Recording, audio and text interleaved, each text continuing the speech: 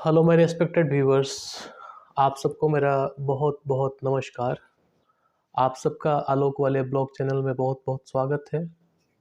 आशा करता हूं कि आप सब स्वस्थ होंगे, अच्छे होंगे अपने परिवार के साथ।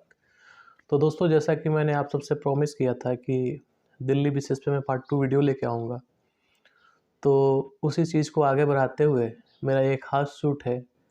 और ये ख़ास शूट दिल्ली के एक विशेष मोनूमेंट प्लेस के लिए है। तो ये दिल्ली का बहुत ही लोकप्रिय स्थान लाल किला के बारे में ये वीडियो होने वाला है। तो आज हम लाल किला के बारे में उसके ऐतिहासिक पहलुओं की चर्चा करेंगे। ऐतिहासिक जो क्षण थे, ऐतिहासिक जो घटनाएं थी, उसकी विवेचना करेंगे हम इस वीडियो के माध्यम से। और हमारा जो मेन पर्पस होगा वो लाल किला के इतिहास के बारे में जानना और इसके बारे में पता लगाना। तो आइए ज़्यादा देर न करते हुए शुरू करते हैं इस विशेष अंक को। तो आप सबको एक बार से फिर से नमस्कार है मेरे सारे व्यूअर्स को। तो दोस्तों, लाल किला, ये हम सबको पता है कि लाल किला हमारे देश की राजधानी दिल्ली में स्थित है। और अ, इस लाल किला को दिल्ली, अगर देखा जाए तो दिल्ली के साथ जो दिल्ली का प्रसिद्ध और प्रमुख जो स्थान है दिल्ली में, जो पर्यटनीय जो स्थल है, जो टूरिस्टिक प्लेस है, वो लाल किला उस कड़ी में सबसे आगे आता है। तो इसको दिल्ली के प्रतीक के रूप में भी जोड़ के देखा गया है, देखा जा सकता है। तो सर्वप्रथम हम जानेंगे कि लाल किला का नाम लाल किला क्यों पड़ा। तो जब अंग्रेजी हुकूमत हमारे देश पे हुआ, जब ब्रिटिश राज का हुकूमत हमारे देश पे हुआ, तो जब वो लोग भारत आए तो उन्होंने देखा कि एक बहुत बड़ा किला है और ये विशेष लाल रंग के पत्थरों से इस किले की किलाबंदी हुई हुई है, बाउंड्री वॉल है उसका। तो उस बाउंड्री वॉल को उन्होंने देखते हुए इसका नाम रेड फोर्ट रख दिया, लाल किला। हालांकि इसके निर्माण में उनकी कोई भी भूमिका नहीं है। अ, उनका जो इस लाल किला के अंदर कुछ कुछ इतिहास में कुछ घटनाओं का जिक्र है और उससे संबंधित कुछ विशेष तथ्य हैं जो कि हम इस विशेष अंक में हम आगे डिस्कस करेंगे। आज सर्वप्रथम अभी जान लेते हैं कि लाल किला एक्चुअली में कब स्थापित किया गया, कब बनाया गया और किसके शासनकाल में बनाया गया। तो जैसे कि आप जानते हैं कि हमारे देश में मुगलों का शासन रहा काफ़ी समय तक। तो उसी दरमियान में, उसी समय में 5वें मुगल शासक शाहजहाँ, जिनके नाम से आप परिचित होंगे, तो शाहजहाँ ने ही इस विशेष रेड फोर्ट का निर्माण कराया था। और ये तब कराया था जब उनके दिमाग में आया कि उनके साम्राज्य की राजधानी आगरा से स्थानांतरित करके दिल्ली को लेके जाना है। तो इसी चीज़ की तैयारी में उन्होंने ये डिसाइड किया और ये ऑर्डर दिया कि दिल्ली में लाल किला का निर्माण किया जाए और हम अपनी राजधानी दिल्ली में शिफ्ट करेंगे आगरा से, क्योंकि वो आगरा की गर्मी से काफ़ी परेशान रहते थे। तो इस किले का निर्माण जो है कि 1638 ईस्वी से स्टार्ट हुआ था और 1648 में इस लाल किले का निर्माण पूरा हुआ था। ये बताया जाता है कि जब लाल किला का निर्माण जब पूरा हुआ था, तो उस वक्त शाहजहाँ अफ़गानिस्तान में थे, काबुल में थे। जैसे ही उनको ये खबर प्राप्त हुई कि लाल किले का निर्माण पूर्ण हो गया है, तो बिना देर किए हुए वो तुरंत दिल्ली को कूच किए और फिर वो यहाँ पे आए। तो दूसरी बात ये है कि इस लाल किले का जो ओरिजिनल नाम है, जो शाहजहाँ ने बनाया था, वो लाल किला नहीं है, उसको बोलते हैं किला ए मुबारक। इसका ओरिजिनल नाम है किला ए मुबारक। अब इसकी संरचनाओं पे थोड़ा-सा हम ध्यान आकर्षित आपका सबका करवाना चाहेंगे। तो लाल किले में जब आप प्रवेश करेंगे तो वहाँ पे 2 गेट है। एक दिल्ली गेट है और दूसरा है लाहौरी गेट। तो दिल्ली गेट का निर्माण शाहजहाँ ने इसलिए करवाया था कि उनको मस्जिद में नमाज़ अदा करने के लिए, जामा मस्जिद में वो जिस गेट का यूज़ करते थे, वो दिल्ली गेट का यूज़ करते थे। तो दिल्ली गेट से होते हुए सीधे वो जामा मस्जिद में एंटर करते थे और वहाँ से नमाज़ अदा करके फिर वापस किले में आते थे। फ़िलहाल में यह किला जो है कि आम लोगों के एक्सेस के लिए नहीं है। हम आम लोग उस लाल किले के दिल्ली गेट का यूज़ नहीं कर सकते हैं। वहीं दूसरी ओर लाहौरी गेट है। तो लाहौरी गेट का नाम से ही जैसे कि आपको स्पष्ट है, लाहौरी गेट का नाम इसलिए लाहौरी गेट पड़ा क्योंकि ये जिस दिशा में है उसी दिशा से लाहौर की तरफ रास्ता जाता है और ये बिल्कुल चांदनी चौक के सामने है, इसलिए इसका नाम लाहौरी गेट पड़ा। दिल्ली गेट जो था, शाहजहाँ का मुख्य उद्देश्य था कि जामा मस्जिद में डायरेक्ट हम एंट्री कर जाएँ, अंदर जाके नमाज अदा करके हम वापस आ जाएँ। तो जब उनके बेटे का जब हुकूमत हुआ साम्राज्य पे और जब उसने अपने बाप को ही बंदी बना दिया, शाहजहाँ को, तो उसने इसमें कुछ मॉडिफिकेशन किया और उस मॉडिफिकेशन में ये किया कि उसने लाल किले के अंदर ही एक मस्जिद का निर्माण कराया जिसको हम मोती मस्जिद के नाम से जानते हैं। और वो जामा मस्जिद ना जाके वो मोती मस्जिद में ही नमाज अदा करता था और ये विशेष उसने चेंजेस इस किले में करवाया था। तो ये विशेष एक घटना है। इसके अलावा औरंगजेब ने एक और विशेष चेंज किया था जो अभी भी हम उसको साक्ष्य के रूप में देख सकते हैं। तो शाहजहाँ के टाइम पे जो लाहौरी गेट था वो चांदनी चौक से खड़े होने पे बिल्कुल दिखाई देता था वो। लेकिन जब औरंगजेब की जब हुकूमत साम्राज्य पे आया तो उसने ये डिसाइड किया, क्योंकि वो एक अलग तरीके का राजा था, उसके वो अपने पूरे एक्चुअली जो शाहजहाँ थे उनका क्या था कि उनको जनता के बीच में रहना और जनता का सेवा करना, ये सारी चीज़ें पसंद थी। उसके उलट औरंगजेब था, वो एक आक्रांता था। तो इसलिए जो आक्रांती लोग होते हैं उनको अपना भी जो सिक्योरिटी है उसका भी उनको इंतज़ाम करना होता है। तो इसी चीज़ को लेके ये चीज़ उसने क्या किया कि जो लाल किला है उसके सामने से एक उसने बाउंड्री वॉल खिंचवाया, मतलब लाहौरी गेट के सामने से, जिससे कि कोई भी व्यक्ति लाहौरी गेट को ना देख पाए और चांदनी चौक के सामने से लाहौरी गेट ना दिख पाए। इसके लिए उसने एक बाउंड्री का निर्माण कराया लाहौरी गेट के सामने से। ये वही बाउंड्री है जिसके ऊपर आज हमारे देश के प्रधानमंत्री लोग खड़े होकर झंडा तोलन करते हैं, झंडा फहराते हैं। हम अपने जो 1947 में जो हमें आज़ादी मिली उस आज़ादी का हम उत्सव मनाते हैं। तो ये पंडित नेहरू से शुरू होकर आज तक ये चला आ रहा है। तो ये कुछ विशेष औरंगजेब ने इस लाल किले के मॉडिफिकेशन में कुछ ये कार्य किए थे। अब इसमें जब ये औरंगजेब ने ये चीज़ बनाया था तो शाहजहाँ को इस पे आपत्ति थी।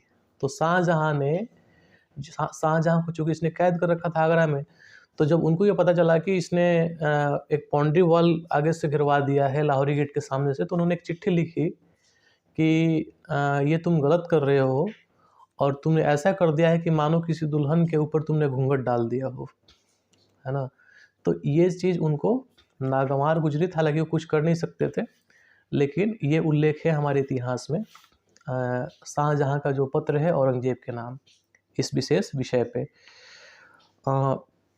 अब जैसे आप लाहौरी गेट से जब आगे एंटर करेंगे, लाल किले के अंदर एंटर करने का प्रमुख जो गेट है वो लाहौरी गेट है और ये सिर्फ आम पब्लिक के लिए यही गेट एक्सेस है। तो जैसे एंटर करेंगे तो एंटर करते ही आपको मार्केट मिलता है। उस मार्केट का नाम है मीना बाज़ार, वो लाल किले के अंदर है। तो इस मीना बाज़ार का निर्माण शाहजहाँ ने अपनी बेगमों के लिए कराया था और अपने लोगों के लिए कराया था कि वहाँ पे हर एक चीज़ का एक्सेस हो, कोई भी दुनिया की चीज़ें हो वहाँ पे मिले। और ये बताया जाता है कि उस वक्त अफ़गान और जो तुर्की लोग थे वो वहाँ के व्यापारी यहाँ पे आके अपने सामान को बेचते थे और इसके अंदर ही एक प्रॉपर बाज़ार था। वो बाज़ार आज भी है। आप लाल किले के अंदर जाएंगे तो मीना बाज़ार आपको आज भी मिलेगा और वो चीज़ आज भी जीवित है, उसको हम देख सकते हैं साक्ष्य के रूप में।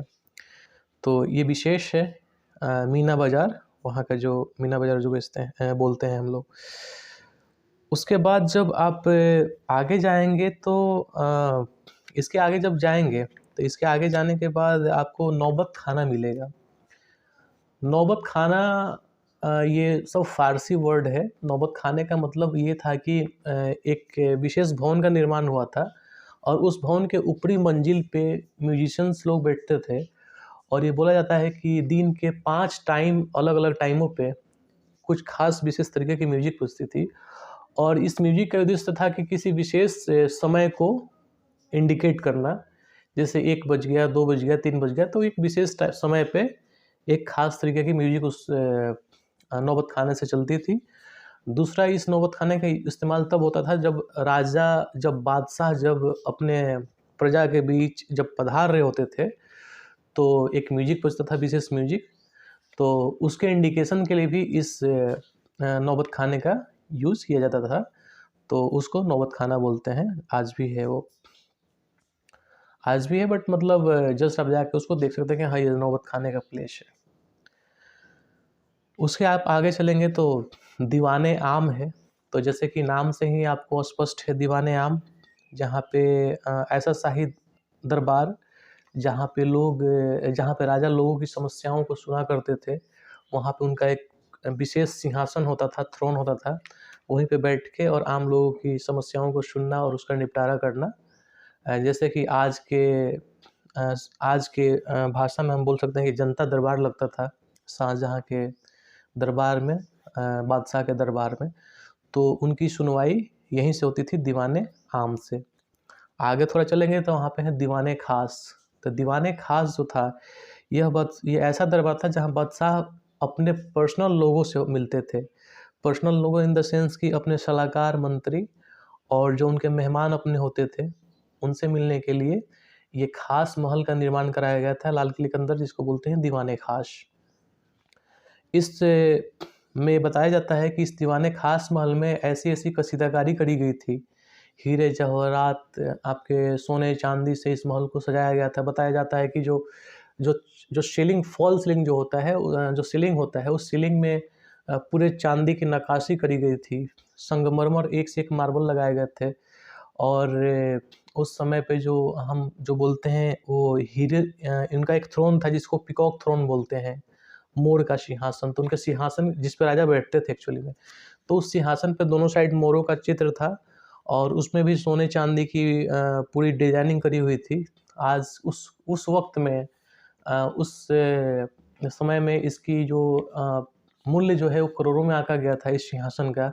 हालांकि एक ईरानी जो आक्रांता था वो बाद में यहाँ पे आया, उसने आक्रमण किया और वो लूट पाट के यहाँ से ले गया था। इसकी भी एक अलग घटना है। तो ये पीकॉक थ्रोन था राजा के लिए विशेष। और वो दीवाने खास जो महल था वो एक्चुअली में बहुत खास महल था। तो बहुत ही उसमें कीमतों वाली नक्काशी हुई थी। तो इससे आप अंदाज़ा लगा सकते हैं कि कितने अच्छे तरीके से उन्होंने अपने इस लाल किले के अंदर हर एक चीज़ का बारीकी से ध्यान दिया था और उसको डिज़ाइन करवाया था। आगे आप चलेंगे तो वहीं पे आपको नहर ए बहिश्त, नहर ए बहिश्त का मतलब होता है यानी स्वर्ग की नहर। तो ये नहर ए बहिश्त से पहले में फारसी का एक पंक्ति है दीवाने खास महल के ऊपर, वो मैं आप सबको बताना चाहूँगा, जो कि आज भी वहाँ पे अंकित है, लिखा है। आप दीवाने खास में जाएंगे कि अगर फिरदौस बर रुए ए जमी अस्त, अगर फिरदौस बर रुए जमी अस्त, हमी अस्तो हमी अस्तो हमी अस्तो। कहने का तात्पर्य यह है कि अगर धरती पर कहीं स्वर्ग है, अगर धरती पर कहीं स्वर्ग है तो यह यही है, यही है और यही है। तो समझ सकते हैं कि ये दीवाने खास महल किस तरीके से सजाया गया था, बनाया गया था। आज वहाँ पे कुछ भी नहीं है, सिर्फ एक महल है। वो लूट पाट के दरमियान सब चीज़ को लूटा गया, लोग लूट पाट के ले गए वहाँ से। लेकिन इसका इतिहास ये जो कि मैं आपको बताना चाहता हूँ। अभी हम नहर ए बहिश्त की बात कर रहे थे, जो कि स्वर्ग का नहर बताया गया, इसकी संज्ञा दी गई।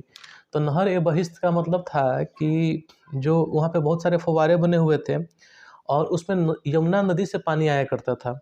और शाहजहाँ ने जन्नत की परिकल्पना पर नहर ए बहिश्त का निर्माण करवाया था। और इसमें होता था कि महलों के बीच से, चूँकि गर्मियों के मौसम में काफ़ी दिल्ली में गर्मी होती थी, तो महलों के बीच में से एक नहर गुजरती थी और उसमें बिल्कुल ठंडा पानी का प्रवाह होता था उस नहरों में, जिसको नहर ए बहिश्त की संज्ञा दी गई। और उससे उस पर्टिकुलर महल में ठंडक रहता था गर्मियों के दिन में। तो इसलिए इस विशेष चीज़ का निर्माण कराया गया था। आप समझ सकते हैं कि उस वक्त साइंस पीछे नहीं था। आज हम उसकी विवेचना अगर करें तो हम लोग बहुत पीछे हैं, हम लोग इतना आगे नहीं है। तो आप देख सकते हैं ऐसे ऐसे निर्माण कार्य उस वक्त किए गए थे, उसको नहर ए बहिश्त बोला जाता है। आगे चलेंगे तो रंग महल मिलेगा आपको। रंग महल में, महलों में रहने के लिए उनके अपने लोग होते थे रंग महल में, और उसमें भी बीच से नहर ए बहिश्त निकला करती थी। उसके आगे मुमताज़ महल, जो कि अपनी बेगम की याद में शाहजहाँ ने मुमताज़ महल का निर्माण करवाया था। और हालांकि इसको बाद में अंग्रेज़ों ने जेल खाने में तब्दील कर दिया था जब अंग्रेजी की हुकूमत हमारे देश पे हुई, तो ये विशेष है। उसके आगे जाएंगे तो एक खास महल है। जो खास महल था वो राजा ने अपने पर्सनल यूज़ के लिए बनवाया था। इस महल में 3 कमरे थे। एक कमरे का नाम था ख्वाबगाह, दूसरे का तस्बीह खाना और तीसरा बड़ी बैठक। तस्बीह खाना उस महल के अंदर वो रूम था जहाँ पे राजा बेगम जो होते थे, बादशाह होते थे, रोज़ बैठकर वहाँ पे इबादत करते थे। ख्वाबगाह, ख्वाबगाह का मतलब बताया गया है। ख्वाबगाह ये फ़ारसी शब्द है, ख्वाबों का महल, जिसमें बादशाह आराम फरमाते थे, ये उनका बेडरूम था। और बड़ी बैठक, बड़ी बैठक मतलब कि जब वो फ्री टाइम में होते थे, फुर्सत की घड़ियों में जब होते थे, तो यहीं बैठकर आराम वो फरमाते थे। तो ये 3 विशेष रूम उनके एक महल में, जिसको खास महल बोला गया है, उसमें इन राजा के लिए, बादशाह के लिए, शाहजहाँ के लिए, शाहजहाँ ने अपने लिए डिज़ाइन करवाया था। उसके आगे आप चलेंगे तो हयात बख्श बाग है। हयात बख्श बाग मतलब ये गार्डन एक हो गया। वहाँ पे विशेष तरीक़ों का रंग बिरंगे फूल उस वक्त हुआ करते थे, खुशबूदार फव्वारे हुआ करते थे। हालांकि आज वो सब कुछ नहीं है वहाँ पे, सिर्फ आप जाएंगे तो सिर्फ वहाँ पे एक ओपन ग्राउंड मिलेगा, लेकिन उस वक्त ये सारी चीज़ें वहाँ पे थी। इसी हयात बख्श बाग के सामने 2 इमारतें हैं। यही 2 इमारतें हैं और यही सिर्फ 2 इमारतें हैं जिसको राजा ने हिंदी का नाम दिया था। बाकी आप जहाँ भी जाएंगे लाल किले के अंदर, तो उसमें फ़ारसी वर्ड शब्द से ही हर एक भवन को, हर एक बिल्डिंग का नामकरण किया गया है। लेकिन 2 ऐसी बिल्डिंगें थी जिनका नाम हिंदी मास के, हिंदी महीने के नाम पे रखा गया था। एक का नाम सावन, दूसरे का नाम भादो।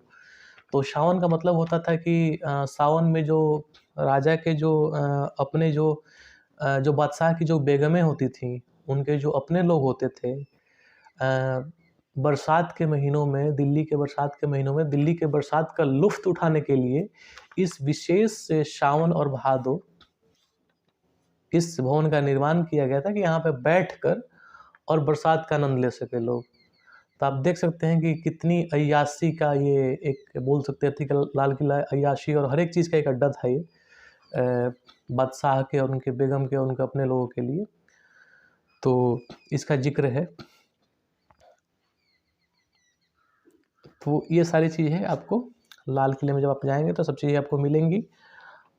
एक चीज़ आपकी जानकारी के लिए बता दूं कि अंतिम जो मुग़ल शासक थे वो बहादुर शाह जफ़र थे, इस मुग़ल सल्तनत के, मुग़ल एम्पायर के। और वहीं से अंग्रेज़ी हुकूमत का एंट्रेंस होता है इंडिया में, और उन पे गलत इल्ज़ाम लगाए जाते हैं बहादुर शाह जफ़र पे। उनके 3 बेटों को उनके सामने अंग्रेज़ी जब हुकूमत आई यहाँ पे इंडिया में, उस वक्त तक साम्राज्य बहुत ही कमज़ोर पड़ गया था, मुग़ल साम्राज्य, और इसका फ़ायदा ब्रिटिश लोगों ने, अंग्रेज़ों ने उठाया और आक्रमण किया यहाँ पे और अपने हाथ में सत्ता लिया उसका। और कुछ दिन तक सत्ता जो है कि नाम के बहादुर शाह जफ़र थे सत्ता में, लेकिन ये सारा चीज़ों का संचालन अंग्रेज़ ही किया करते थे। और इसी दरम्यान उनके बेटों को, बहादुर शाह बेटों को, 3 बेटों को इनके सामने मार दिया गया, बहादुर शाह जफ़र के सामने। और इनके ऊपर भी झूठी मुकदमा चलाकर और उनको दोष सिद्ध कर और उनको यहाँ से देश निकाला कर दिया गया था, और उनको यहाँ से वो रंगून चले गए थे, अब जो कि रंगून म्यांमार में है। तो बहादुर शाह जफ़र जो थे वो अंतिम जो मुग़ल शासक हुए थे, और उनकी मृत्यु भी म्यांमार में ही हुई, रंगून में ही हुई। और ये उस वक्त बहुत दुखद था उनके लिए, बहादुर शाह जफ़र के लिए। बोला जाता है कि जब अंतिम समय में थे, अपनी मृत्यु शैया पे थे बहादुर शाह जफ़र, और कई रिक्वेस्ट अंग्रेज़ों को भेजा कि मुझे दफनाने के लिए थोड़ी सी जगह दे दो, मैं वहीं दफन होना चाहता हूँ, भारत में ही दफन होना चाहता हूँ। तो अंग्रेज़ों ने इसको स्वीकार नहीं किया, और उसी दर्द को बहादुर शाह जफ़र ने अपने फ़ारसी शब्द में, अपनी फ़ारसी पंक्ति में इस तरह बयां किया है कि कितना बदनसीब है जफ़र दफ़न के लिए, कितना बदनसीब है जफ़र दफ़न के लिए, 2 गज ज़मीन भी ना मिली कुएं ए यार में। कितना बदनसीब है जफ़र 2 गज ज़मीन के लिए, कितना बदनसीब है जफ़र दफ़न के लिए, 2 गज ज़मीन भी ना मिली कुएं यार में। ये बहुत ही लोकप्रिय पंक्ति है फ़ारसी की। मतलब कि ए जफ़र तू कितना बदनसीब है कि तेरे दफ़न के लिए 2 गज ज़मीन भी नहीं मिल रही है। और इस चीज़ का बहुत दर्द था, बहुत दुख था। ये तो खैर मैंने आपको एक इतिहास की भी व्याख्या यहाँ पे कर दी अंतिम मुग़ल शासक के। और इसमें एक और गेट का मैंने आपको भूल गया बताना कि इसमें दिल्ली गेट और लाहौरी गेट के अलावा एक यमुना गेट भी इसमें है, जो कि अभी वो नहीं है, एक्सेसिबल नहीं है। बट वो यमुना गेट जो था वो ये था कि इसलिए वो बनाया गया था कि वहाँ से जो बादशाह है वो यमुना के तट पे जा सके और फिर वो वहाँ से अपने नाव के माध्यम से दूसरे जगहों पे जाते थे और भ्रमण करते थे। तो अंदर अंदर रास्ता वो पूरा यमुना तट पे जाता था, वो पर्सनल उनका अपना था। तो उसके लिए एक यमुना गेट का भी निर्माण कराया गया था। तो ये सारी बातें हैं। जब अंग्रेज़ की जब हुकूमत हुई थी लाल किले के अंदर, उन्होंने बहुत सारी चीज़ों को विध्वंस किया, डिस्ट्रक्ट किया, मुग़लों को बनाए हुए चीज़ों को। और कहीं पे उन्होंने जेल खाने में तब्दील कर दिया किसी महल को, किसी महल को उन्होंने वहाँ पे किचन में तब्दील कर दिया अपने, किसी चीज़ को अपने सैनिकों को रहने के लिए तब्दील कर दिया बैरक के रूप में। तो बहुत सारे मॉडिफ़िकेशन उन्होंने किया है, कुछ-कुछ महल को तोड़ के लाल किले के अंदर और उसको अपने रूप से भी उन लोगों ने बनवाया। तो आप वहाँ पे जो मुग़ल आर्किटेक्चर और विक्टोरियन आर्किटेक्चर, इन दोनों का जीता ज्वलंत उदाहरण वहाँ लाल किले के अंदर आप देख सकते हैं। तो विक्टोरियन आर्किटेक्चर का मतलब है, तात्पर्य है अंग्रेज़ी हुकूमत से, और मुग़ल जो आर्किटेक्चर है उसका मतलब है, उसका तात्पर्य है मुग़ल एम्पायर के जो बिल्डिंग्स जो बनी हुई थी, जो चीज़ें बनी हुई थी वो। तो इन दोनों चीज़ों का जीता जाता जो उदाहरण है वो लाल किले के अंदर है, आप वो चीज़ को देख सकते हैं। तो ये विशेष लाल किले के ऊपर का ये आपको अंक मैंने आपके बीच लेके आया। मुझे आशा पूर्ण विश्वास है कि आपको बहुत अच्छा लगा होगा। आप सबसे विशेष आग्रह मैं ये करना चाहूँगा कि आप अपना सपोर्ट मुझे अपने लाइक, सब्सक्राइब, शेयर के माध्यम से ज़रूर दें। आप जितना मुझे मेरे वीडियो को सब्सक्राइब करेंगे, लाइक करेंगे, शेयर करेंगे, उतना ही मैं मोटिवेट होऊंगा मैं आगे अच्छे से अच्छे अंक लाने के लिए आपके बीच, ऐसी ऐतिहासिक घटनाओं का जिक्र करने के लिए। भारत की जो विविधता है, एकता है, भारत का जो इतिहास है, जो इस चैनल का जो मुख्य उद्देश्य है वो आपके बीच लेके आना है। उसके लिए मैं अनवरत और भी कार्य करूं और आपके बीच अच्छी-अच्छी कहानियाँ लेके आऊं। आप सबसे आग्रह है कि आपको ये कैसा लगा, ये विशेष ब्लॉग, ये विशेष वीडियो, ज़रूर कमेंट के माध्यम से बताएं।